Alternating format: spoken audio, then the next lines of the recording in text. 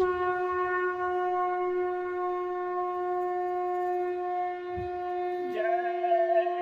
गुरुदेव। जय गुरुदेव।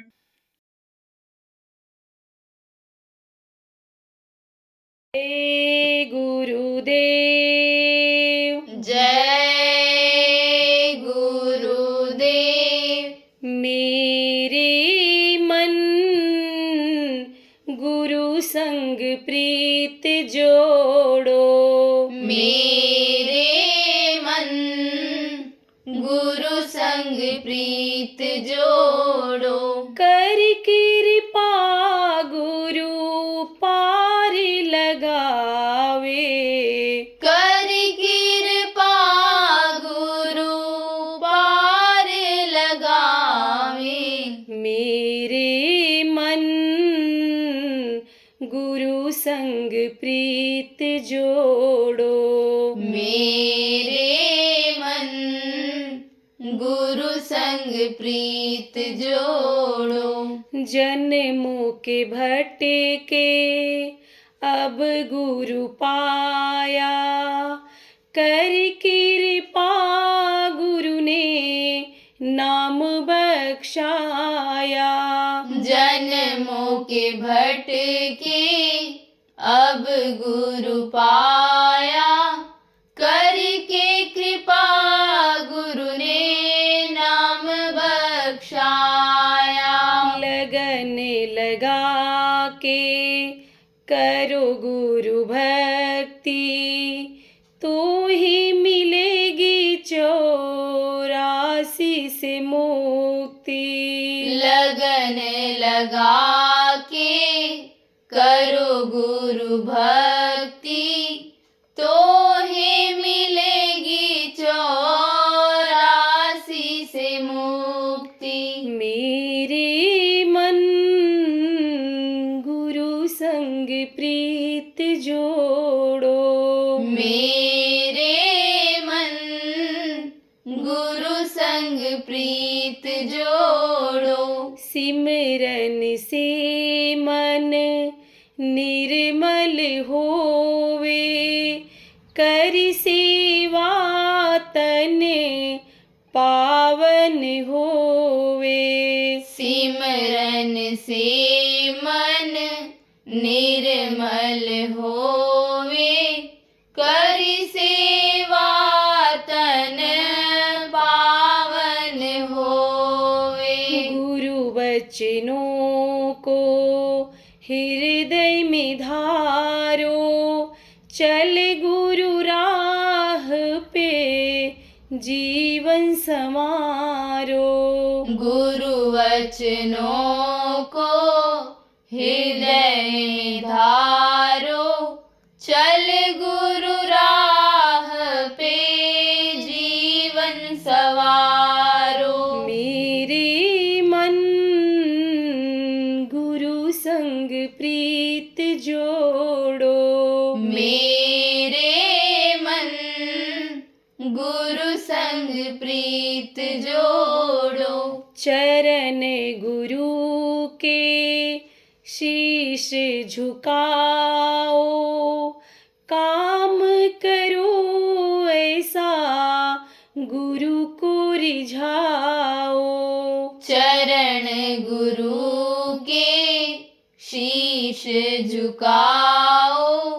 काम करो ऐसा गुरु को रिझाओ। खुद को मिटाओ और करो खुद को अर्पण। सफल करेंगे गुरु तेरा ही जीवन। खुद को मिटाओ और करो खुद को अर्पण।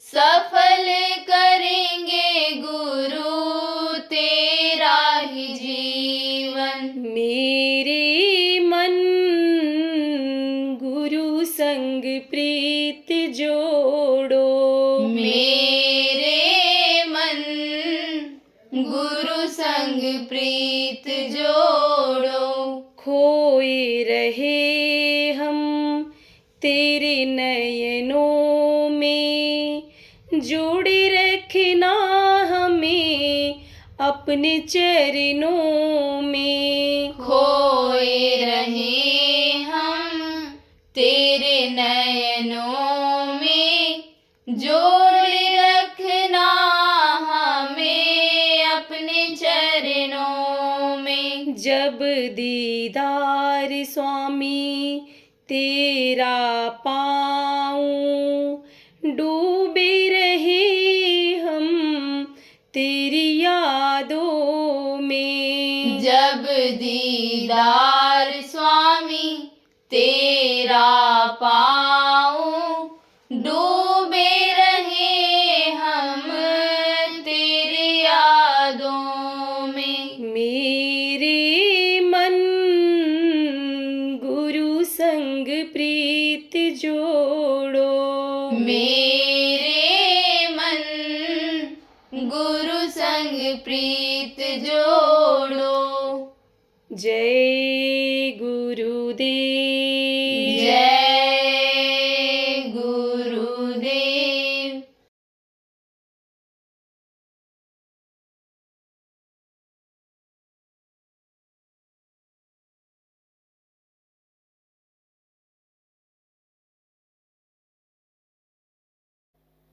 जो यानी समझो संत मत का सत्संग है और निष्पक्ष निष्भाव से सुना रहे हैं लोग। लाभ और मान क्यों चाहे, पड़ेगा फिर तुझे देना। जिसकी ये इच्छा नहीं है कि यानी लाभ हमको चाहिए या मान सम्मान चाहिए, जो छोटा बन करके सब सेवा का लेता है, सुनाने के बाद भी यानी समझो उसके अंदर बड़प्पन नहीं आता है, वो उसका यानी छोटापन वो चीज नहीं खत्म हो पाता है, उसके सत्संग में बैठने से कोई दोष नहीं है, सुन लो। लेकिन जो झूठ फरेब और जो झूठे रास्ते पर चला दें, जो दुनिया में आपको फंसा दें, जिनके अंदर तिफरकेबाजी भरी हुई हो, जिनके अंदर स्वार्थपरता भरी हुई हो, उनके लिए तो मैं नहीं कह सकता हूं कि उसमें जाओ, क्योंकि मन को लोग बदल देते हैं, मन को बदल देते हैं और झूठ को ऐसे सच कर देते हैं कि विश्वास हो जाता है। एक राजा के यहाँ दो आदमी पहुंचे तो कहा कि हमको रख लिया जाए, हम बड़े काम के आदमी हैं, हमको जगह दे दी जाए और तनख्वाह दिया जाए। बोले कौन काम के आदमी हो?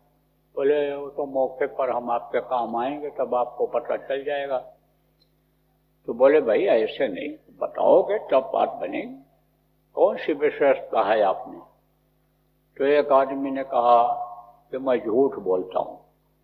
है साँच बराबर तप नहीं कि झूठ बराबर पाप, जाके हृदय साँच है ताके हृदय आप।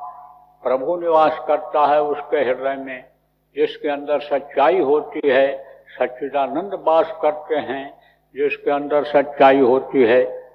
और तू कह रहा झूठ बोलते हैं? झूठ बोलने वाले का तो मुंह देखना पाप होता है, हट जा। अब हट गया राजा का हुक्म। दूसरे से पूछा बताओ तुमको क्यों रख लिया जाए? तो उसने कहा हम झूठ को सच करते हैं। अरे झूठ जब कोई हमारे यहाँ बोलेगा नहीं तो तू सच क्या करेगा? हट जा, तू भी हट जा। तो मंत्री बड़ा होशियार था। मंत्री को होशियार ही रखते थे, होशियार ही मंत्री रखते थे लोग। तो मंत्री ने कहा सरकार देख तो लिया जाए, दोनों अलग अलग बातें कर रहे हैं, तो कैसे ये झूठ बोलता है, कैसे वो सच करता है, ये देख तो लिया जाए। बोले ठीक है देख लिया जाए। तो बुलाया, कहा चलो झूठ बोलो। तो उसने कहा सरकार रेगिस्तान में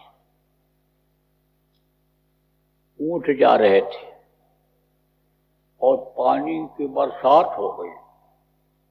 जहां बहुत कम होती है सरकार, वहां बरसात हो गई और सारे के सारे ऊंट जलकर मर गए। फिर राजा ने कहा ये कैसे होगा? काहे की बरसात हुई? बोले अरे पानी बरसा सरकार, यही जो बरसता है पीने वाला, नहाने धोने वाला, वही पानी बरसा सरकार। लेकिन ऊंट एक भी नहीं बचे, पूरा काफिला जल के मर गया। कहे ये कैसे हो सकता है? तो झूठ है। चलो तेरी बात मान लिया झूठ है। तो राजा ने कहा तू झूठ को सच करता है? बोले सरकार करता हूं। बोले चल तू इसी को सच कर दे, बता कैसे मर गए, कैसे मर गए ऊंट सब जल करके, तो इसी को सच कर दे। बोला सरकार, सारे ऊंटों के ऊपर चूना लदा हुआ था, चूना। और जब बारिश ऊपर से हुई तो चूना गर्म हुआ और उसी गर्मी से सारे ऊंट जल करके मर गए। अब देखो कैसे सच कर दिया, कैसे सच कर दिया। ऐसे ही झूठ को सच करने वाले हो होशियार कैसे होते हैं। और मैं बता दें, दो आदमी जा रहे थे, कहाँ, ऐसे रास्ते में जा रहे थे, तो बातचीत में प्रेम मोहब्बत हो गया। पता चला कि इस गांव में इनको जाना, उस गांव में उनको जाना है। रिश्तेदारियां थी दोनों की, दोनों जा रहे थे। तो शाम हो रही थी, तो दोनों ने सलाह किया कि भाई गांव में जाएंगे रिश्तेदारी में, तो फिर वहां से फिर बाहर ही आना पड़ेगा, टट्टी मैदान के लिए, जंगल के लिए, लेटरिन के लिए, तो क्यों नहीं ही कर लिया जाए। बोले हाँ ठीक है।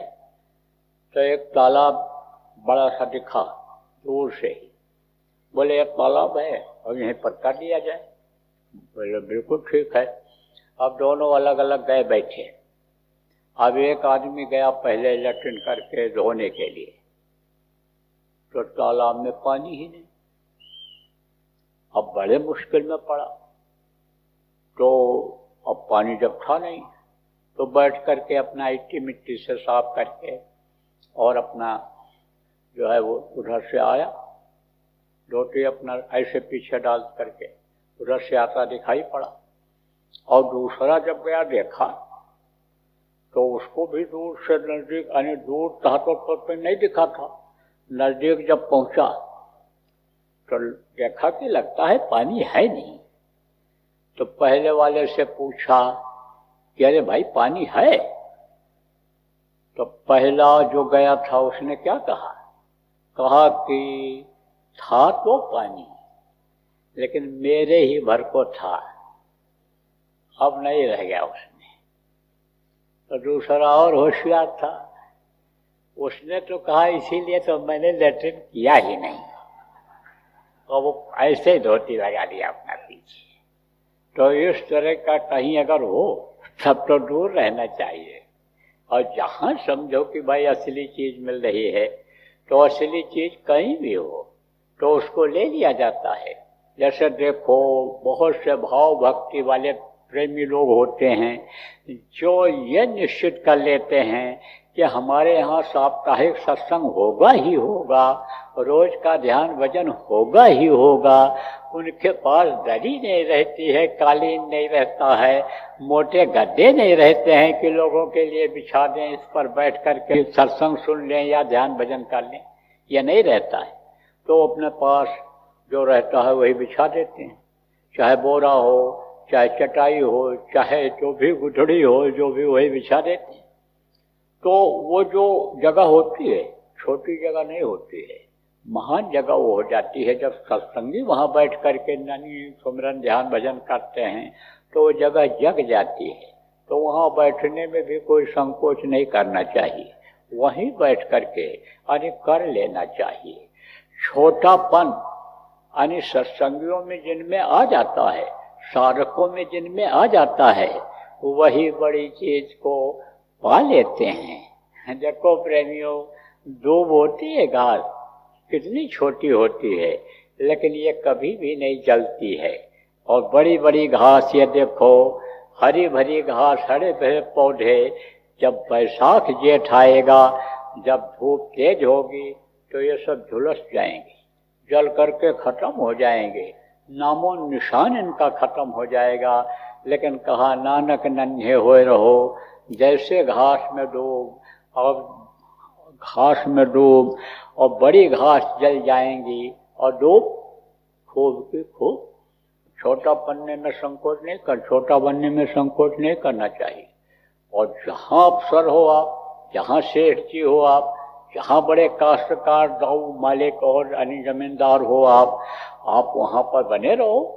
लेकिन जब संगत में आओ तब आपको सेवा करने में, प्रेम करने में संकोच नहीं करना चाहिए। देखो बहुत से लोग ये सोचते हैं कि हम ज़्यादा लोगों से पहचान बना लेंगे तो हम ज़्यादा पॉपुलर यानी ज़्यादा मशहूर हो जाएंगे।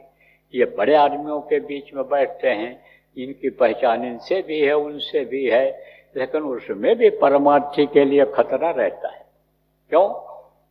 आप ये समझो उनके गुण अवगुण को तो समझ नहीं पाते हैं और उसका उनके ऊपर असर आ जाता है, बातों का असर आ जाता है, साथ उनके आने जाने का असर आ जाता है।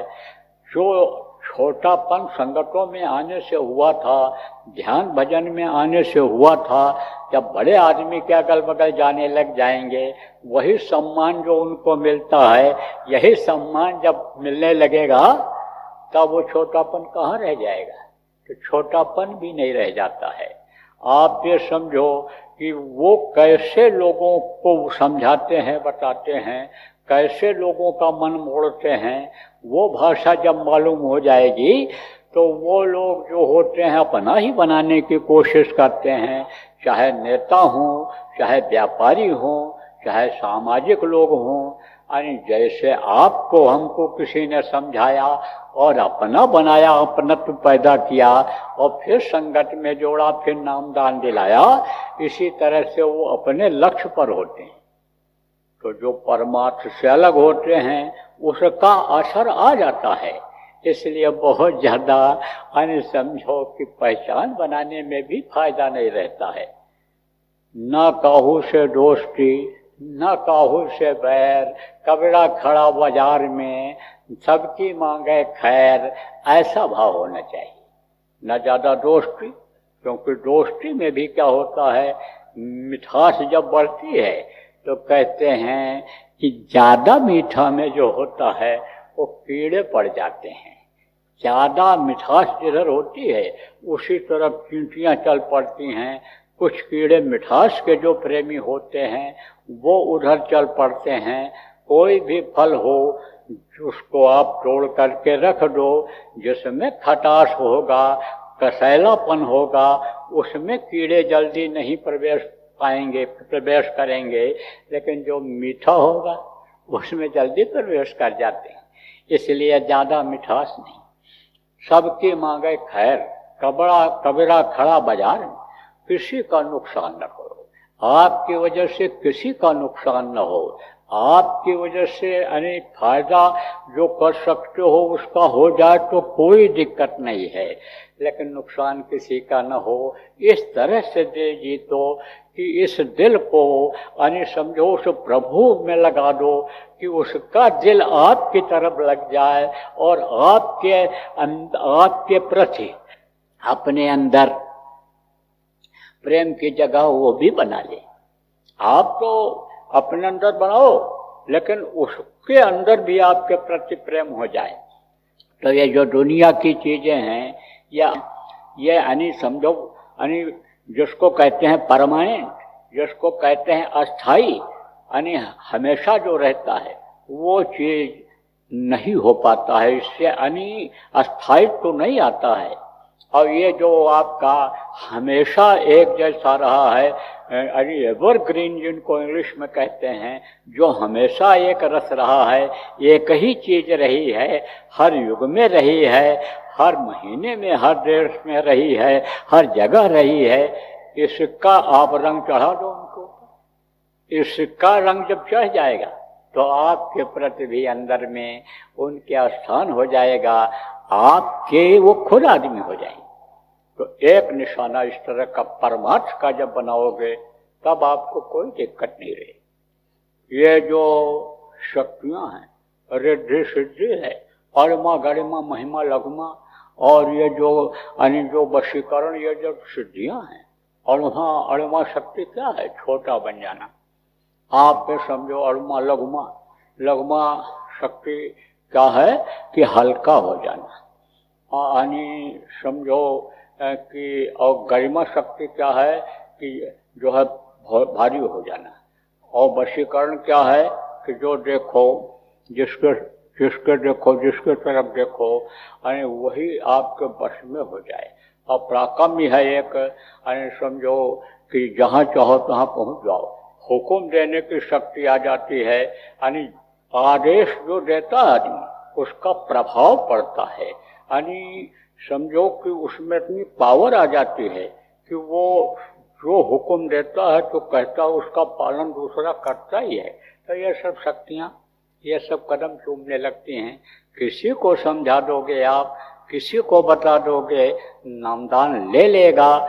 ध्यान भजन आप समझा दोगे, जितने कार्यकर्ता हो ध्यान भजन आप उनको समझा दोगे, जो जो साप्ताहिक सत्संग स्थापित किए हो, चला रहे हो, आप इसमें अगर उनको लगा दोगे और वो करने लग जाएंगे और ये शक्तियाँ उनमें आ जाएंगी, तो अपने आप आपके प्रति उनके अंदर स्थान बन जाए।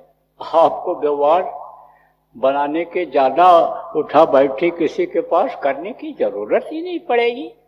फिर तो कुएं के पास प्यासा आ जाएगा, प्यास तो उसके अंदर पैदा करो आप। तो देखो अब आप लोग करो प्रस्थान, और जो भी जिम्मेदार हो प्रांतों के और जिलों के, यहाँ जब सिमटाव हो जाए, यहाँ जो जिम्मेदारी आप जो लोग लिए थे, जब ये जिम्मेदारी आपकी पूरी हो जाए तो आप लोग भी प्रस्थान करो और प्रचार करवाओ जगह जगह पर। जो अच्छा उपदेश करते हैं, स्वार्थ वाली कोई बात नहीं करते हैं, कोई तिफरकेबाजी वाली बात नहीं करते हैं, जो निशाना बनाए हुए हैं अपने गुरु का, कि गुरु के काम को, गुरु के नाम को हम आगे बढ़ाएंगे, लोगों में सुधार लाएंगे, लोगों में परमार्थी भाव भरेंगे, ऐसे वक्ताओं को जगह जगह पर आप भेजो। ऐसे जगहों पर भी भेजो कि जहाँ से लोग आए हैं, नए लोग नामदान लिए हैं, जिनको अभी संत मत की पूरी जानकारी नहीं है, वहाँ पर आप उनको भेजो।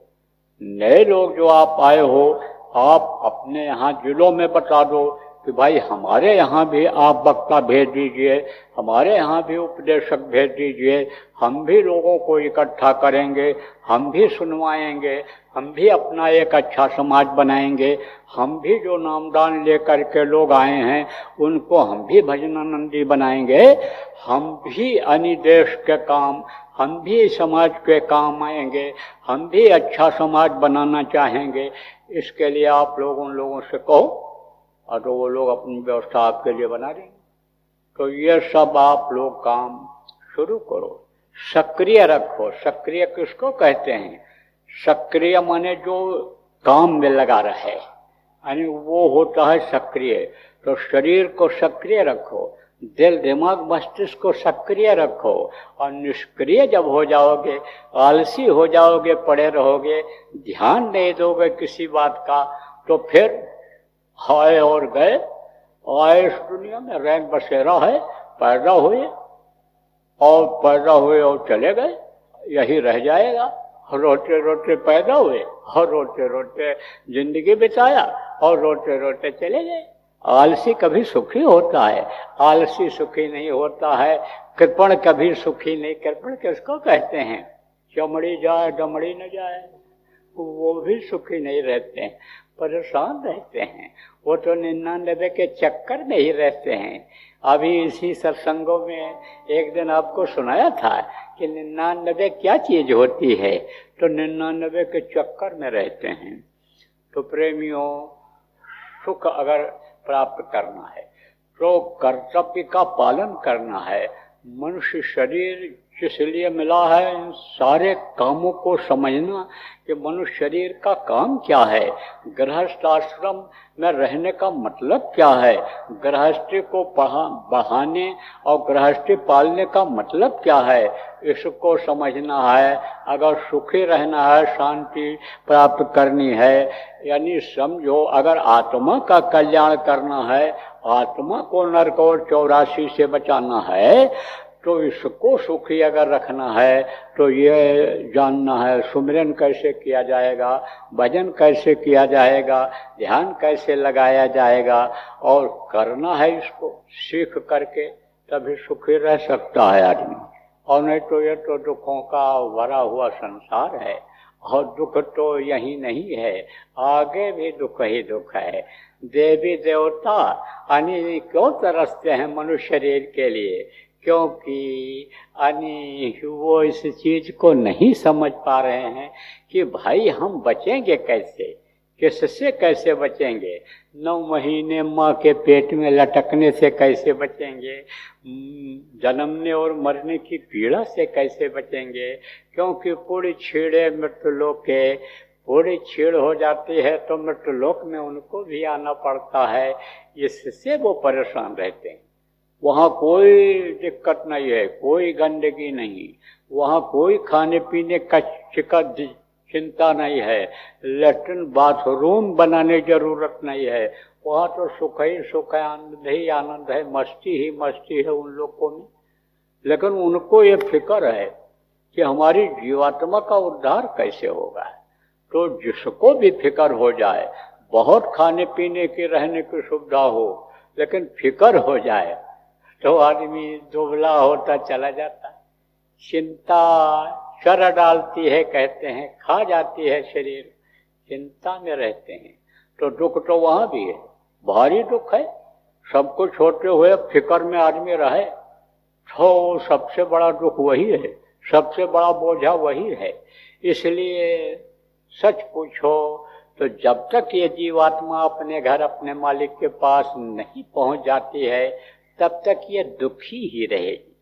इसीलिए तो कहा ना, सूरत तो महादुखी हम जाने। महादुखी किसको कहते हैं? एक दुखी और एक थोड़ी देर के लिए दुख हुआ दुखी, और दूसरा 24 घंटा दुखी। जब नींद खुले तो भी वही दुख पैदा हो कि भाई कैसे जान बचेगी, कैसे ये काम होगा, किस तरह से बचेंगे, क्या होगा, नरकों से कैसे बचेंगे, 84 से कैसे बचेंगे, कैसे हम पार होंगे। तो वो महादुख होता है।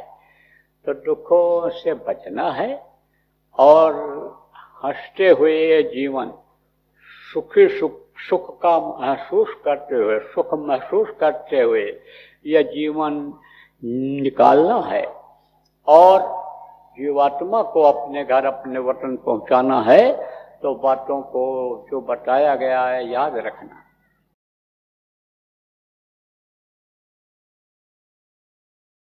अब आप ये समझो कि अगर सुधार नहीं हुआ तो सतयुग तो समस्या आएगा, क्योंकि यह परिवर्तनशील संसार है, यहाँ बदलाव होता रहता है। सबसे पहले जब धरती बनी थी तो सतयुग था, फिर त्रेता आया समय से, फिर द्वापर समय से आया, कलयुग आ गया। तो कलयुग में ही सतयुग आने के बाद गुरु महाराज बराबर बोलते रहे हैं। लिंग पुराण के 40वें अध्याय में लिखा है, सूर सागर में लिखा है, जगन्नाथ दास की उड़िया किताब में सब लिखा हुआ मिलता है। तो अब कलयुगी लोगों को सुधारोगे नहीं तो ये सतयुग देख पाएंगे? फिर तो लाशों पे लाशों का होगा नजारा। सुनते तो जाओ संदेश हमारा। आप ये समझो, खाक होंगे नगर, लोग मिट जाएंगे, जल जला में भी निशान रह जाएगा। ऐसा समय आएगा। जय गुरुदेव।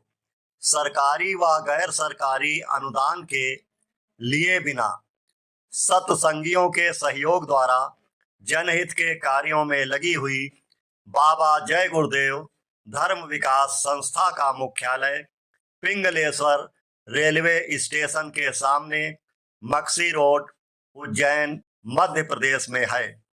यहाँ पर सत्संग व नामदान का कार्यक्रम होता रहता है। अतः आप श्रोताओं से अनुरोध है कि बाबा उमाकांत जी महाराज के आश्रम उज्जैन एक बार परिवार सहित जरूर पधारिएगा। जय गुरुदेव। आपके सुझाव के लिए व्हाट्सएप नंबर 9575600700। जय गुरुदेव। जय गुरुदेव।